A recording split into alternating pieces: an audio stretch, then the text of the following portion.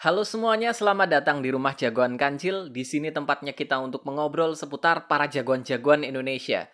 Ada berita yang sangat menyenangkan pagi ini. Aku baru dapat kabar kalau film animasi Panji Tengkorak akan segera diproduksi oleh Falcon Pictures bekerja sama dengan Kumata Animation Studios. Wow. Gila banget ya, Panji Tengkorak akhirnya kembali.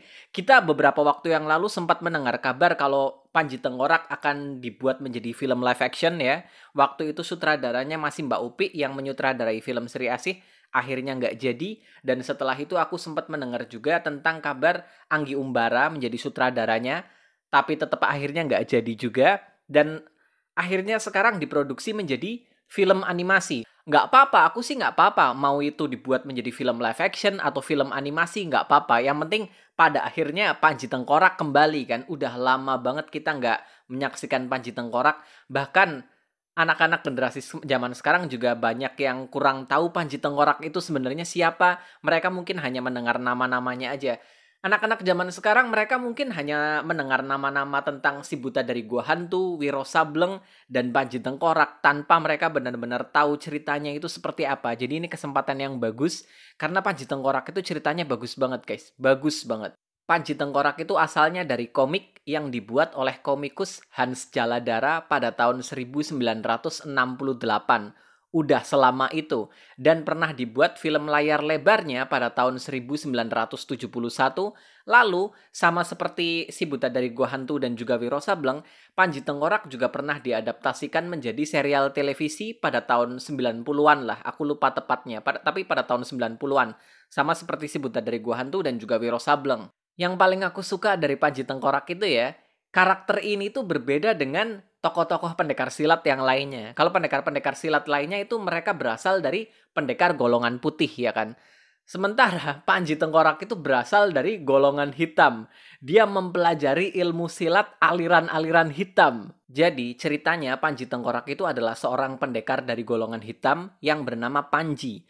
Dia itu mencari dan ingin membalas dendam kepada orang yang membunuh istrinya, yaitu Murni namanya. Istrinya ini dibunuh oleh seorang pendekar misterius yang mengincar kitab ilmu hitam warisan dari guru si Panji Tengkorak itu. Panji akhirnya mengembara mencari pembunuh istrinya itu untuk membalas dendam, dan dalam pengembaraannya, Panji ini menyamar sebagai seorang pengemis yang memakai topeng tengkorak. Senjatanya itu adalah sebilah tongkat ya, tongkat tapi di dalamnya itu tongkatnya itu ada pisau, ada pedang di dalamnya. Dan karena sosoknya yang mengerikan, akhirnya Panji ini dikenal orang-orang dengan nama Panji Tengkorak. Dan sekarang Panji Tengkorak akan diadaptasikan menjadi film animasi 2 dimensi oleh Falcon Pictures bekerja sama dengan Kumata Animation Studio yang menjadi sutradaranya adalah Daryl Kumata. Dan film ini melibatkan banyak sekali aktor-aktor yang terkenal. Ada Prit Timothy, Cok Simbara, Denny Sumargo, Doni Damara, Doni Alamsyah, Agni Nihak, Nurada Tau, Tata Ginting, Chandra Mukti, dan banyak lagi yang lainnya. Cuma segitu aja informasi yang baru aku dapatkan sekarang, tapi yang jelas aku benar-benar bahagia banget dengar berita ini pagi ini gitu kan. Seneng banget akhirnya Panji Tengkorak bisa kembali lagi. Sebenarnya kalau bisa dibilang sih ada 4 pendekar silat yang paling populer di Indonesia ya. Yang pertama adalah Si Buta dari Gua Hantu, lalu Wiro Sableng, Panji Tengkorak, dan Jaka Sembung. Wiro Sableng udah diadaptasikan menjadi film dan kita udah mulai mendengar kabar tentang sequel filmnya Wiro Sableng ya, ditunggu aja. Terus Si Buta dari Gua Hantu juga udah dipersiapkan filmnya sama Bumi Langit dengan Pak Timo Cahyanto sebagai sutradaranya. Kita masih belum mendengar kabar apapun tentang Jaka Sembung ya. Tapi akhirnya Panji Tengkorak mendapatkan kesempatannya untuk bersinar melalui film animasi ini. Dan film animasi di Indonesia masih belum terlalu banyak ya. Apalagi film animasi tentang jagoan, tentang superhero Indonesia seperti ini masih sedikit sekali. Apalagi animasi 2 dimensi ya, ini menarik banget loh. Biasanya Indonesia mayoritas mereka bikin animasi 3D kan. Kita jarang banget lihat animasi 2 dimensi.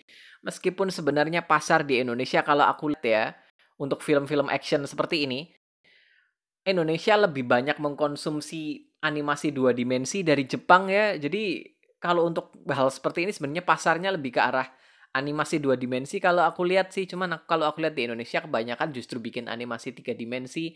Jadi ya, kabar ini cukup menyenangkan ya, apalagi Panji Tengkorak. Aku seneng banget. Oke, video kali ini cukup sampai di sini dulu. Terima kasih banyak buat kalian yang udah nonton. Sampai jumpa di video-videoku yang berikutnya. Bye-bye.